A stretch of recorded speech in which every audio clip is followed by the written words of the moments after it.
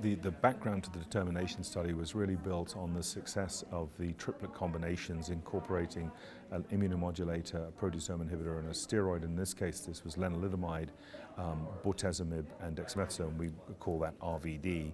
And given that that regimen had demonstrated a favorable tolerability profile and remarkable efficacy with response rates up to 100% and high quality responses in about half of patients, with about 75% of patients achieving what we call very good partial response that appeared to be sustained both in terms of progression-free and overall survival.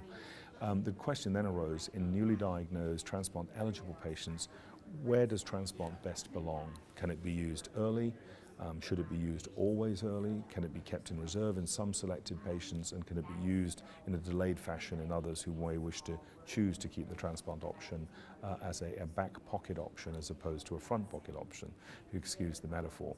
But I think the important question was that, obviously high-dose melphalan stem cell transplant has been a standard of care and continues to be. I think we just need to better understand, or we hope to better understand with this trial, how its evolving position in the treatment of newly diagnosed myeloma patients would transpire to land.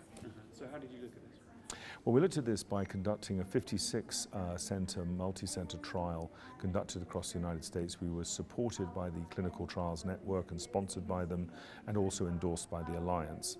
The study itself was led by Dana-Farber, so truly an investigator-sponsored trial. We had tremendous support from pharma partners and also grants from the NIH and NCI. So this was truly a study of public-private partnership, if you will, for want of a better term. And importantly, it was a very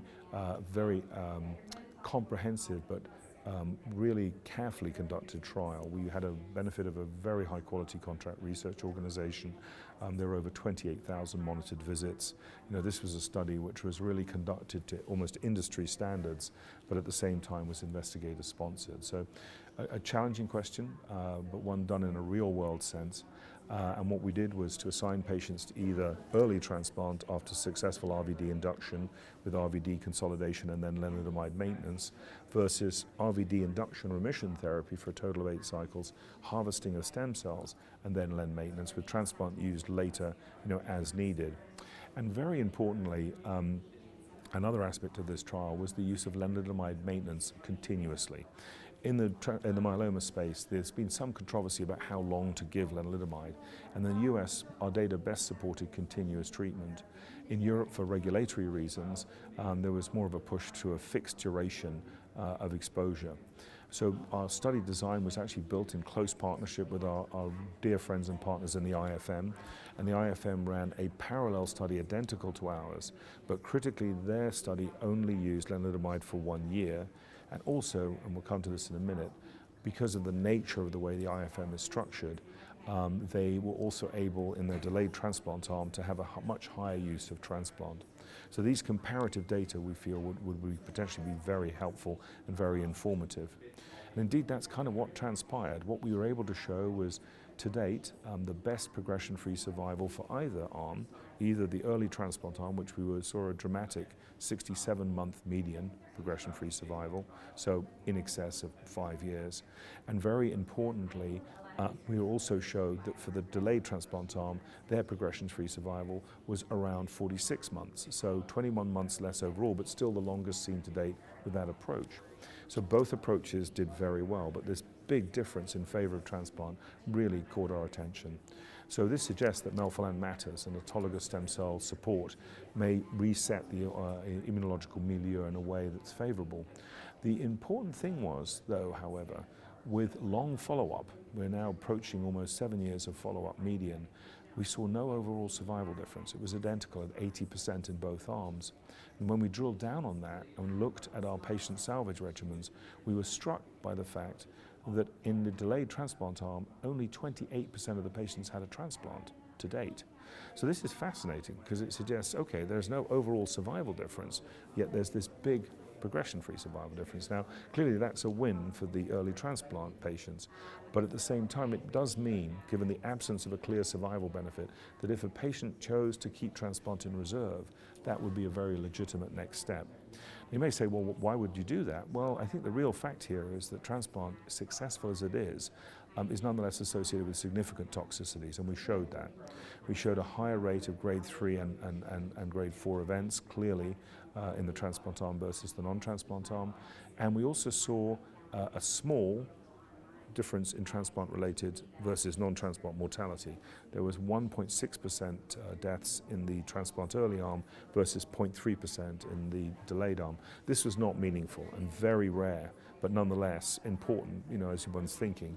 And I guess when we drilled deeper and looked at quality of life, we were able to show clearly there that quality of life took a clinically meaningful and significant drop during transplant and then recovered. The good news is it recovered, and it recovered well. So that was great.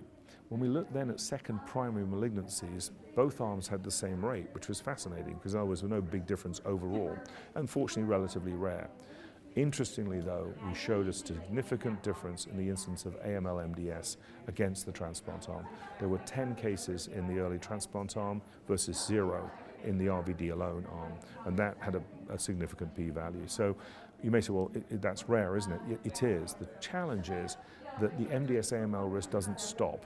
It increases slowly over time. So rare, but important. So we've got to better understand what's going on there. So with all of that in mind, if you're thinking of big PFS gain, but OS is the same, it really informs a conversation with a patient. And we could start to say, well, look, there are these factors in your favor, there are these factors that may mean, keeping transplant in reserve makes sense, but conversely, there may be a patient who's got high-risk disease. It's been proving difficult to control with the triplet. That may be just the patient in whom autologous transplant really matters, and you need to use it early. So in terms of what we saw for useful correlative science, a particularly important aspect of the trial was the assessment of minimal residual disease. And what we were able to show using next-generation sequencing to a sensitivity of 10 to the minus 5 was that if you achieved MRD negativity, regardless of which arm you were on, you did very well. So our preliminary analysis in about 100 patients in each arm has shown that you get MRD negativity in about 52% of the patients transplanted early versus around 40% for those in whom transplant's delayed. So that difference is real, but it's not enormous. It shows that both arms are performing well, but clearly transplant adds more. The good news is, regardless of which arm you're assigned to, that was associated with progression-free survival benefit. So that's, I think, a very important observation, and more to follow on that. But this continues, I think, in my mind, to exemplify why MRD testing is clearly a very important research tool and is gaining some traction now in practice because it can help inform treatment choices in settings such as this. The other thing was subgroup analyses in our study. We looked at various different patient populations, and some of our a priori pre-planned analyses suggested that high-risk patients in particular might benefit from early transplant, but not all high risk is the same, and that 17p deleted patients didn't do very well regardless of which arm they were assigned to. So we need to do more for 17p deletion. Second thing was that with the new therapies that are coming, obviously that's going to change all of this. Fascinatingly, in certain other groups, for example, African American patients, we had the highest representation of any phase 3 study to date, as I mentioned previously, 20%. In that patient population, the progression-free survival benefit for transplant was less marked, with a hazard ratio that was only just above 1. So you can see how in that patient population, absolute equivalent access to treatment, so that was not the issue. For pathobiological reasons, we presume, transplant isn't adding as much as it is in other populations. So we need to better understand that. But I'm sure you can see, John, how this is sort of helping us think things through. And we can then counsel patients accordingly as to what may be a best direction to take in accordance and tailored to their needs. So it's added to your options? Without a doubt. And then in terms of future directions, now we've got the quadruplets, we've got CAR T therapy, we've got bispecifics, all these new agents. That's changing the playing field yet again. And making the opportunity for patients to have multiple choices and to tailor their needs over not just a sort of tactical view of immediate therapy to a strategic view of the whole natural history of their disease over, God willing, the next 10, 15, 20 years. This really helps make sense of that.